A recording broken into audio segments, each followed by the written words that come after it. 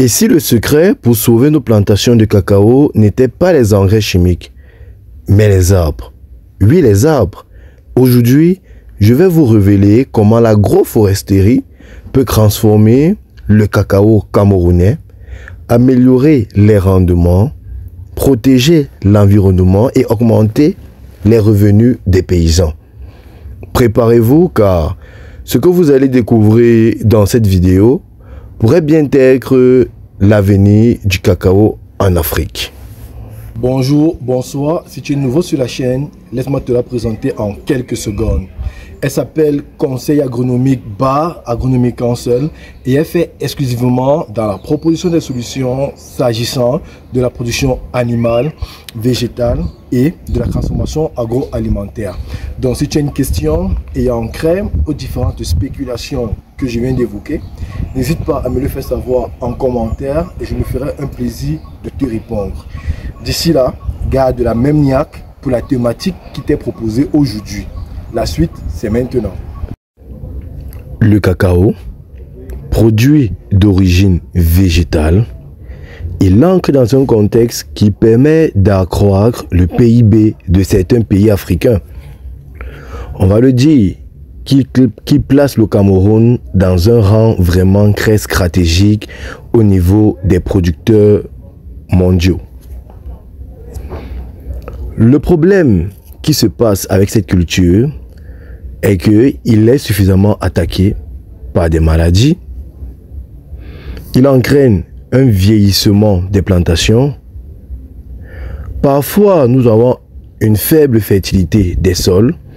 Et ceci, nous avons des prix très instables car les prix sont fixés en fonction de Londres ou encore les États-Unis. Alors, comment produire durablement sans ruiner nos terres? La réponse à cette assertion n'est bien autre que l'agroforesterie. Alors, c'est quoi l'agroforesterie? Pour une définition simple, c'est l'association de plusieurs cultures. Vu que nous sommes dans la culture du cacao, nous allons dire ici là que l'agroforesterie, c'est l'association du cacao avec d'autres arbres et d'autres cultures. Il faut le comprendre, lorsque nous passons par la polyculture, forcément nous avons un rendement plus important et vu que le rendement est plus important, nous aurons un gain assez conséquent. Si nous prenons un exemple de polyculture que nous pouvons développer dans notre cacaoyère, nous avons du cacao associé avec du bananier plantain, pourquoi pas des avocatiers et des arbres pour l'ombrage. Alors, vous allez comprendre sûrement pourquoi cette association est très importante pour accroître le rendement d'un entrepreneur. Pour une invention nouvelle, il faut comprendre que c'est une pratique traditionnelle remise au goût du jour parce qu'il a un objectif assez important, celui d'imiter la forêt naturelle. Ceci pour recréer un équilibre écologique. Alors, pourquoi l'agroforesterie sauve le cacao? Il faut comprendre que, au niveau de la fertilité des sols, les feuilles mortes et les racines nourrissent le sol. Ce qui induit que nous avons moins besoin des engrais chimiques. Et ceci ancre dans une baisse des charges. Nous avons également la protection contre les maladies et les parasites. Il faut comprendre que la diversité végétale induit ici une moins ou bien diminue la propagation rapide de certains fléaux. L'ombrage régule l'humidité. Et ceci produit moins de pourriture. Vous avez également l'amélioration du microclimat. Les grands arbres protègent du soleil excessif. La réduction du stress hydrique, ceci entraîne une meilleure floraison. Nous nous retournons vers les revenus supplémentaires. La vente des bananes, celui des avocats, celui des mangues et même du bois font ici état d'une source de revenus supplémentaires. Nous n'allons pas également exclure que, avec cette association, nous avons une sécurité alimentaire pour nos familles. Et là, nous avons la protection de l'environnement.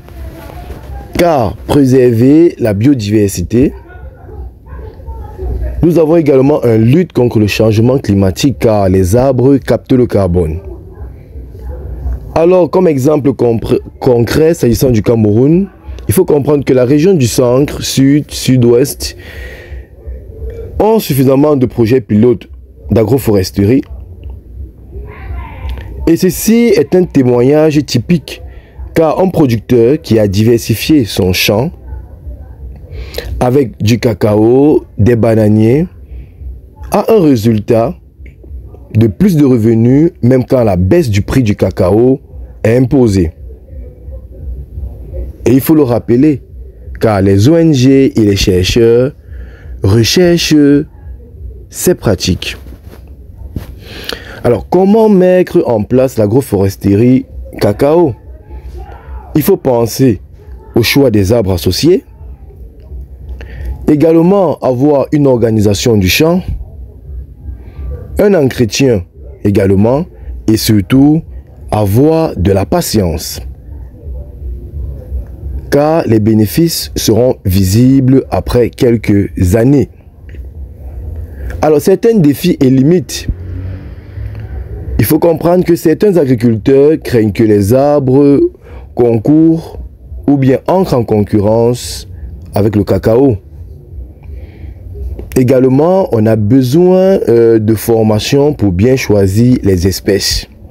Bien sûr, nous avons une nécessité des politiques publiques favorables, notamment avec l'accès au plan et aussi la sensibilisation de ces acteurs-là. Le cacao camerounais peut redevenir un trésor national. Mais seulement si nous changeons notre manière de produire. L'agroforesterie n'est pas une option, c'est une nécessité. Plus de biodiversité, plus de revenus, plus de durabilité. Alors, chers producteurs, êtes-vous prêts à transformer vos champs de cacao en véritable forêt nourricière? Dites-le moi en commentaire. Si vous avez aimé cette vidéo, abonnez-vous, partagez-la autour de vous et n'oubliez pas, l'agronomie est une vie. Bye bye.